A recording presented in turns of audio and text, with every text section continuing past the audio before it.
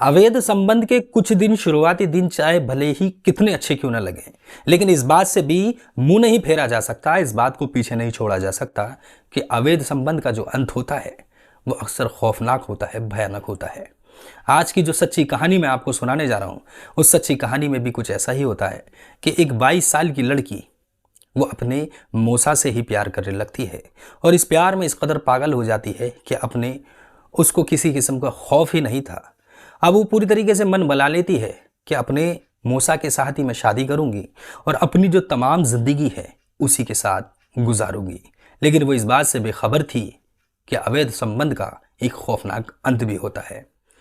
दरअसल आज की कहानी कुछ ऐसी है जिसे आप सुनेंगे तो सोचने पर मजबूर हो जाएंगे कि दुनिया में ऐसी मानसिकता के लोग भी रहते हैं। आदाब, नमस्कार, सत्य श्री अकाल। मैं यह खान सोज। आज की जो सच्ची घटना, सच्ची कहानी मैं आपको सुनाने जा रहा हूँ, दरअसल वो सच्ची कहानी है उत्तर प्रदेश के बिजनौर की। इसी बिजनौर में एक थाना होता है जिस थाने का नाम है नजीबाबाद। और इसी नजीबाबाद थाना क्षेत्र में एक एरिया है जिस एरिया का नाम है मालन नदी। और ये जो मालन नदी है दरअसल ये अदब सिटी के जस्ट सामने है और ये हरिद्वार रोड पर है। 19 मार्च 2024 को कुछ बच्चे इसी मालन नदी के करीब में एक प्लॉट है वहां पर क्रिकेट खेल रहे थे। क्रिकेट खेलते खेलते उनमें से एक बच्चा बॉल को शॉट मारता है और बॉल दौड़ती हुई सीधी एक प्लॉट में जाकर गिरती है। और जो तमाम बच्चे थे अब इस बॉल को पकड़ने की कोशिश में बॉल के पीछे पीछे भाग रहे थे कि ये बॉल एक प्लॉट के अंदर जाकर गिर जाती है। अब तमाम बच्चे इस बॉल को तलाश करना शुरू करते हैं तो बच्चों की यहाँ पर एक जोरदार चीख निकलती है। दरअसल बच्चों ने जो अपनी आंखों से देखा था वो शायद कभी बच्चे भूल ही नहीं पाएंगे। बच्चों ने देखा था कि एक लड़की है, एक युवती है जिसने लाल कलर की शर्ट पहनी हुई है और वाइट कलर की उसने पैंट पहनी हुई है और वो मृत हालत में पड़ी हुई है। और इसके चेहरे को देखकर यूँ लगता है कि किसी ने इसके चेहरे को बुरी तरीके से जलाया हो, किसी ने इसके चेहरे को बुरी तरीके से पीटा हो। बस इतना देखना था कि बच्चों के होश फाख्ता हो जाते हैं। और जब बच्चे चीखते हैं तो यहाँ पर जो आसपास के लोग हैं बच्चों को देखने के लिए दौड़ते हैं तो उनके भी होश उड़ जाते हैं। दरअसल इस शव को देखने के बाद तमाम लोग यहाँ पर इकट्ठा हो रहे थे, लेकिन इसी में से एक जागरूक शख्स पुलिस को सूचना देता है। पुलिस जैसे ही ये सूचना सुनती है तो मौके पर पहुंचती है और मौके पर पहुंचने के बाद देखती है कि एक लड़की है जो कि मृत हालत में पड़ी हुई है। अब इस बच्ची को देखने में मालूम ये हो रहा था कि इसकी जो उम्र है ज़्यादा से ज़्यादा 17 या 18 साल है। लिहाजा पुलिस इसके शव को बरामद करती है और बरामद करने के बाद और भी टीमों को यहाँ पर बुलाया जाता है, डॉग स्क्वाड को भी बुलाया जाता है और जो आसपास से साक्ष्य जुटाने की कोशिश करती है। पुलिस ने इस शव को कब्जे में लेकर पोस्टमार्टम के लिए भेज दिया था। इसी के पास से एक डायरी और एक चाबी का गुच्छा जिसे कीरिंग कहते हैं वो बरामद होता है। डायरी को जब खोलकर देखा जाता है तो उसमें कुछ नंबर्स थे। पुलिस के लिए एक बड़ा सवाल ये भी था कि जो ये युवती है आखिर कौन है, कहाँ की रहने वाली है। अब पुलिस के पास सबसे पहला जो काम था वो यही था कि किसी तरीके से जो इस युवती का पता लगाया जाए, शनाख्त की जाए।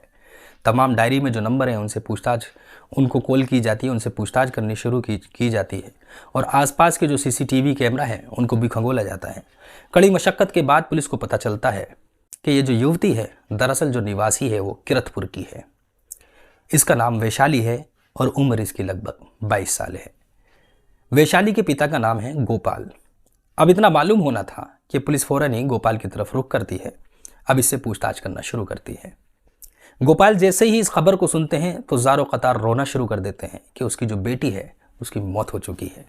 अब पुलिस यहाँ पर पूछताछ करना शुरू करती है, क्या किसी से आपकी दुश्मनी थी, किसी से पैसे का लेन देन था या किसी से अवैध संबंध तो नहीं था।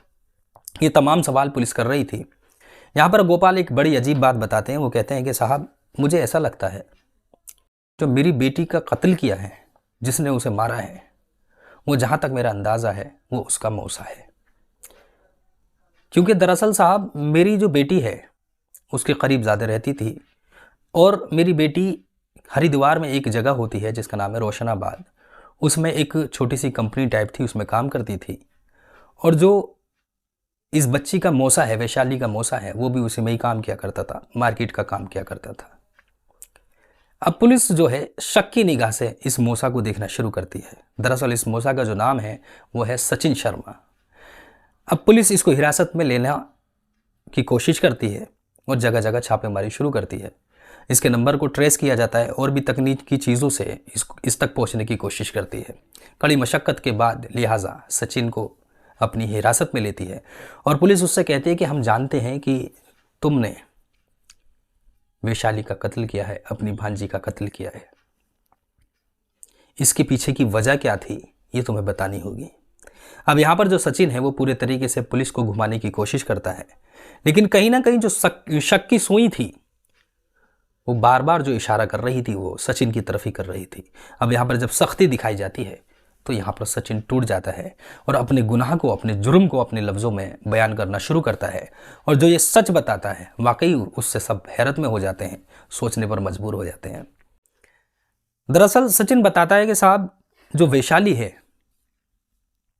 उससे मेरी मुलाकात अब से 5 महीने पहले हरिद्वार में हुई थी और हरिद्वार में जहां मैं काम करता था वहीं वैशाली काम किया करती थी। हम दोनों को एक दूसरे से बात करना पसंद था, हम आपस में दोस्त बन चुके थे और देखते ही देखते कब हमारे अवैध संबंध बन गए इस बात का हमें भी पता नहीं चला। लिहाजा मैं शादीशुदा हूँ, मेरे 2 बच्चे भी हैं और इस बात के बारे में वैशाली भी जानती थी। वक्त मेरा धीरे धीरे इसी तरीके से गुजर रहा था। मैं वैशाली से चुपके मिला करता था, जब जब हमें मौका लगता था हम मिलते थे और जो कुछ हमें करना होता था वो सब हम किया करते थे। लेकिन जो वैशाली है वो मेरी तरफ ज़्यादा ही अट्रैक्ट हो रही थी। वो मुझसे शादी करना चाहती थी और आए दिन मुझसे झगड़ा करती थी कि तुम अपनी पत्नी को छोड़ दो, लिहाजा यहीं हरिद्वार में मुझसे शादी कर लो और शादी करने के बाद मेरे साथ ही रहते रहो। लेकिन मैं उससे शादी नहीं करना चाहता था और इसी बात पर मेरा ज़्यादा झगड़ा हुआ और वहाँ से हरिद्वार से मैं वापस नजीबाबाद आ गया था। दरअसल जो नजीबाबाद में एक जगह होती है रामपुरा, जो सचिन है वहाँ का निवासी है, लिहाजा सचिन वहाँ से वापस आ गया था। और आने के बाद जो पिछले 18 तारीख को 17 तारीख को मेरे पास एक अनजान नंबर से कॉल आया। मैंने उस कॉल को उठाया तो उससे वो वैशाली बात कर रही थी। वैशाली ने मुझे बताया कि मैं नजीबाबाद आ चुकी हूँ, लिहाजा तुम्हें मेरे साथ रहना होगा, वरना मैं अपने और तुम्हारे अवैध संबंध के बारे में और जो कुछ हमारे बीच हो चुका है उस सब के बारे में मैं तुम्हारी पत्नी को बता दूंगी। बस इतना सुनना था कि मेरे होश उड़ गए और मैंने उसे खूब समझाने की कोशिश की कि तुम्हें घर पर आने की ज़रूरत नहीं है, लिहाजा तुम यहाँ से वापस चली जाओ। लेकिन वो किसी भी तरीके से मानने के लिए राज़ी नहीं थी। थक हार कर मैंने फ़ैसला लिया, जो मेरा घर है उससे लगभग 500 मीटर ये एक नदी होती है, इस नदी के पास मैं लेकर गया था जिसका नाम है मालन नदी। उसे एक खाली प्लॉट में मिलने के लिए बुलाया। पहले मैंने उसे समझाने की कोशिश की लेकिन पूरी तरीके से नहीं मानी, तो अब मैंने मन बना लिया था कि अब इसको मौत के घाट उतार दूंगा, किसी तरीके से इससे पीछा छुड़ाऊंगा। लिहाजा मैंने उसका मुंह दबाया और उसकी नाक दबाई और तब तक दबाई रखी जब तक उसकी मौत नहीं हो गई। मौत हो जाने के बाद मुझे डर था, मुझे खदशा था कि ऐसा वक्त ज़रूर आएगा कि पुलिस तक ये शव पहुँचेगा, लोगों तक ये शव पहुँचेगा और जाहिर है कि इसकी शनाख्त हो जाएगी तो मैं पकड़ा जाऊंगा। तो इसीलिए मैं एक दुकान से एक एसिड लेकर आया और एसिड लेकर आने के बाद उसके चेहरे पर डाल दिया ताकि इसकी शनाख्त नहीं हो सके। लिहाजा पुलिस इन तमाम बातों को सुनने के बाद हैरत में हो जाती है और इसको गिरफ्तार करती है और गिरफ्तार करने के बाद इसके विरुद्ध गंभीर धाराओं में मुकदमा दर्ज करती है और इसकी निशानदेही पर उसी जगह पर जाती है और वहाँ से एक बैग बरामद होता है और बरामद होने के बाद पुलिस उसको जेल भेज देती है और अग्रिम कार्रवाई में जुड़ जाती है। तो अवैध संबंध जो है अक्सर वो दरअसल नुकसान ही देते हैं। और ये जो सचिन था और जो वैशाली थी, हालांकि ये जो मौसा था, इसका चचेरा मौसा था, उसी के साथ इसने पूरा मन बना लिया था, लेकिन कहीं से लेकर कहीं तक भी शायद इस सब को समाज भी नहीं स्वीकार करता। और जो अवैध संबंध के चक्कर में एक कहानी का, वैशाली का कैसा खौफनाक अंत होता है, कैसे उसके खौफनाक तरीके से कत्ल किया जाता है।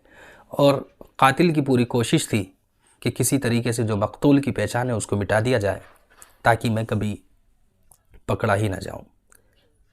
तो ये पूरी कहानी थी जो आपको मैंने सुनाई है। आप पूरी घटना के बारे में क्या सोचते हैं, कमेंट सेक्शन में कमेंट कर कर ज़रूर बताइएगा।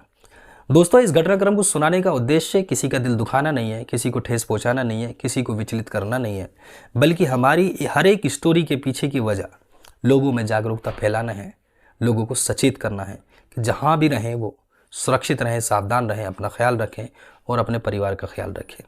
इसी के साथ मैं याह्या खान सोज आपसे इजाज़त लेता हूं। मैं फिर से हाजिर रहूंगा किसी सच्ची घटना के साथ, किसी सच्ची कहानी के साथ। मैं उम्मीद करता हूं आप जहां रहेंगे सुरक्षित रहेंगे, सावधान रहेंगे, अपना ख्याल रखेंगे और अपने परिवार का ख्याल रखेंगे। आदाब, नमस्कार, सत्य श्री अकाल, जय हिंद, जय भारत।